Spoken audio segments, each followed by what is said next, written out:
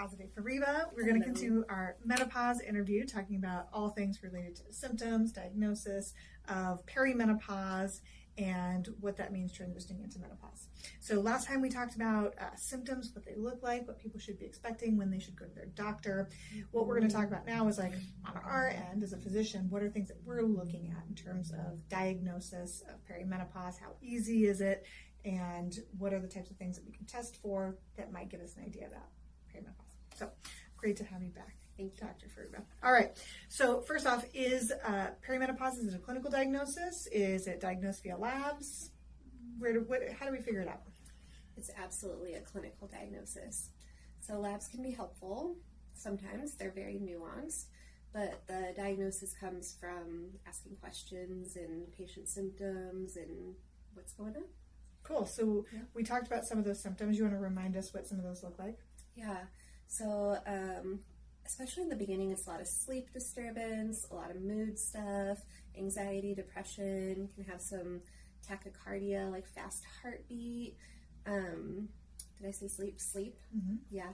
And then heat, but heat doesn't always come right in the beginning. Everyone thinks of like night sweats, hot flashes. Yeah. They don't come first. So I'd say like the mood stuff, cycle changes, shortening cycles, spotting before cycles, not ovulating. So some people are really in tune with their body and they'll know they didn't ovulate, things like that. Yeah, so maybe it's changing cycles, but it doesn't always have to be. Sometimes it can just be like basic symptoms of your everyday life. And I think we talked about this last time. It's a lot of like, I don't feel like me. Yeah. Like something is wrong. I can't name it. I just don't feel like myself. Yeah. Weight gain, that's another big one. So then what are some other things you might think about? What are some other things you're trying to rule out when people come in with those sort of vague symptoms of not really feeling like themselves? Yeah. So you want to look at the whole endocrine system, and you want to rule out thyroid stuff for sure. Okay. So low thyroid can present with all those same things.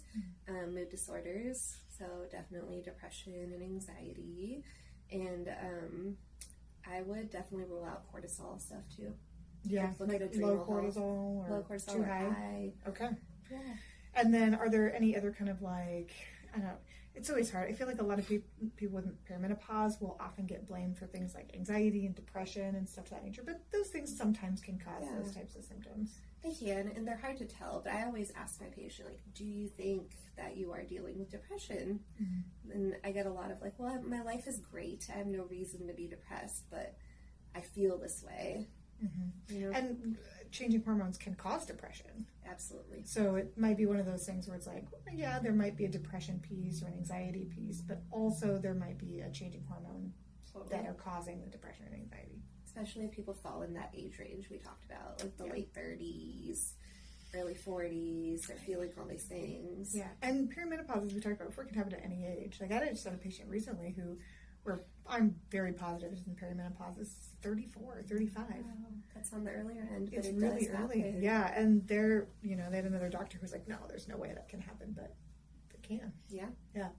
Is there any kind of lab work that we would consider doing that might give us some more information about whether someone's in perimenopause? Yeah. So I always look at the thyroid, and then I look at an estrogen panel, especially if they're cycling. I'll do a day 3 estrogen. Okay. That is when we catch estrogen at its lowest. And what does day 3 mean? Third day of bleeding, with like your day 1 being your first day of your period. Got it. Okay. So if you're not having a period, then we won't time it, but timing can help because estrogen goes up and down so much in the cycle.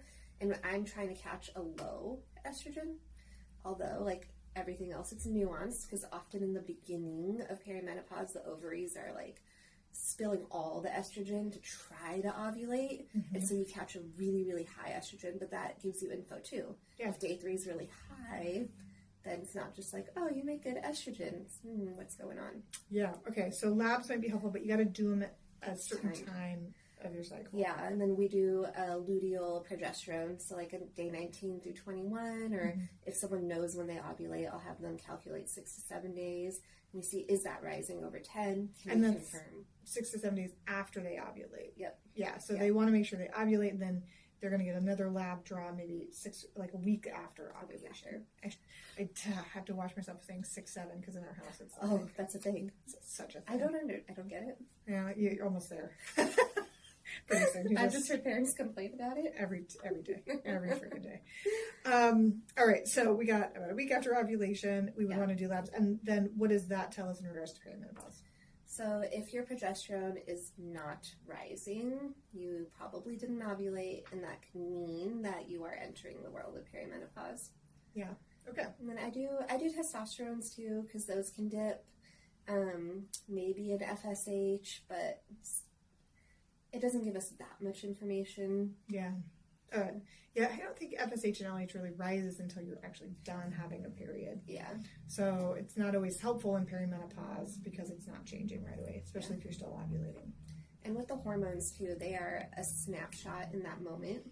I actually just learned this. Progesterone can rise or fall 3 times the amount you catch on labs in 90 minutes.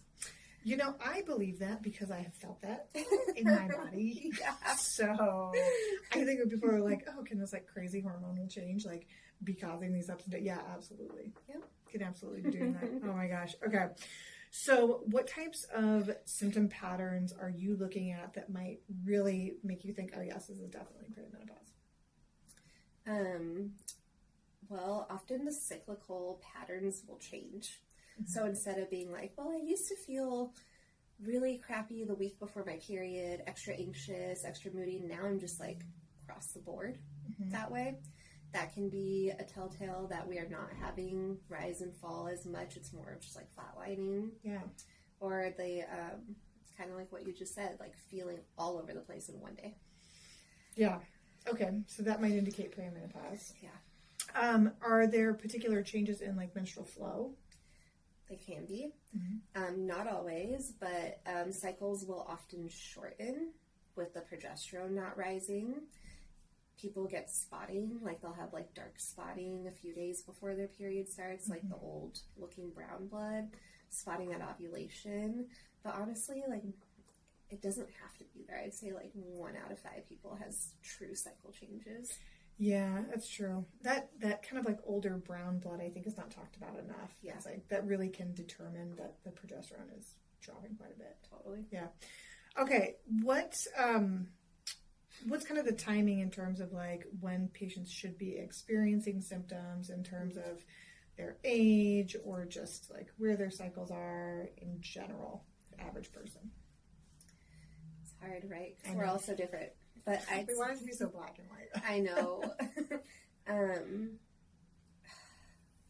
Early 40s, late 30s. I mean, it depends. It depends on when your cycle started. Yeah. When you had your kids. Is a earlier cycle, will that indicate, so if you start your period earlier, will that often indicate an earlier start to menopause or perimenopause? Yeah. Okay. Yeah. And what about, what in relationship to pregnancy will change the duration of menopause or perimenopause? Well, pregnancy is a big strain on the body and on the hormones. So I've had a lot of patients who have their kids later in their 30s, and then they go from their pregnancy to breastfeeding to boom, perimenopause. Oh my God, don't tell me that. It feels like that's happening. Well, the hormones are trying to recover, but like, I know. Mm-hmm. It's and people are having kids so much later in life, so it's happening a lot. And then it gets blamed on being postpartum. Oh, it's the worst. It's happened to one of my best friends. Oh my God, it's the She's worst. like 42 with 2 kids, and her doctor's like, "You're depressed. You're postpartum. Yeah. Take these antidepressants." She's like, "No, it's perimenopause," and no one would believe her. Yeah.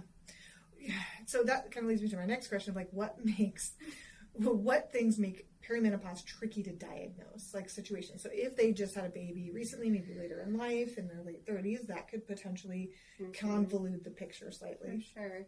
If they do have underlying thyroid or even autoimmune stuff going on, anything that can cause sleep or mood or weight, stress, that's a big one. It's everything. Yeah. It's everything. Yeah.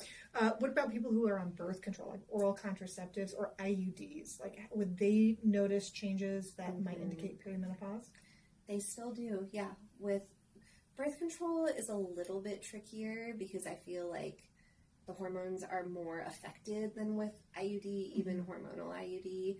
But I still have patients be like, yeah, something's very different. Yeah. Okay. What about people who have had hysterectomies? Yeah. Like they still have their ovaries, but their uterus is gone. Yeah. They typically after the hysterectomy, there'll be like some hormone dysfunction, but no, it's still pretty much the same because your ovaries are pooping out. I get so lost. They work so hard. Oh, because of poop. Yeah. Always. I say that word too much. I am just going to be a small boy humor for a long time. Okay, this is great. This is really helpful. So this gives us some good information, and then what we'll do in the next interview that we do is talk about some of the treatment options. So what things are available to people when they're experiencing symptoms. Is it just like a watch and wait, you stop your period and then you're done? Or are there things we can actually do to help improve people's hormones, even if their labs are not totally skewed, even if they have certain concerns about risk for breast cancer and things of that nature. So we'll go through all of that in the next interview. Sounds good. Thanks for being here. Thank you.